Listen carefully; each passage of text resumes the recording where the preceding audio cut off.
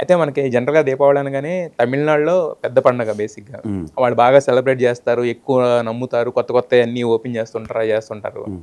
But last year నుంచి మీకు కూడా దీపావళి అనేది బాగా సెంటిమెంట్‌గా మారినట్టుంది కాతోటి. మారిందన్న అంటే నాకు తెలిసి మా ఊర్లో, మా సైడు ఇప్పుడు మాకు పండగలంటే 3, 4 అన్న. హ్మ్. ఉగాది, దీపావళి, సంక్రాంతి హ్మ్. ఇవి గట్టిగా చేసుకుంటాం. హ్మ్. వినాయక చవితి ఇవి అనేది రూటెడ్స్ వరకు మా ఊర్లో వరకు ఏదో చిన్న మట్టి బొమ్మ చేసుకొని అలా చేసుకోవడం గానీ, హ్మ్.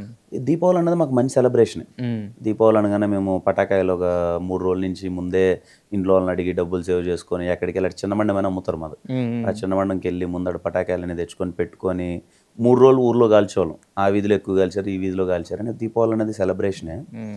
కానీ ఇక్కడికొచ్చాక తెలిసింది ఓకే. సినిమాలు దీపావళికి చెయ్యరు ఎక్కువ ఆఫ్ ఇదేదో ఇది సీజన్. ఉందని ఆఫ్ సీజన్. హ్మ్. బట్ ఎందుకో పోయిన దీపావళికి కాన్ఫిడెంట్‌గా ఉన్నాం. లేదు చేద్దామని. లక్కీలీ ఎప్పుడు జరగనట్టు తెలుగు ఇండస్ట్రీలో 3 సినిమాలు వర్కౌట్ అవ్వడం. యెస్. అంత యెస్. మంచిగా అందరూ ఆదరించడం అన్నది అదేదో మళ్ళీ సంక్రాంతి పండగలా అవ్వడం అన్నది అనిపించింది.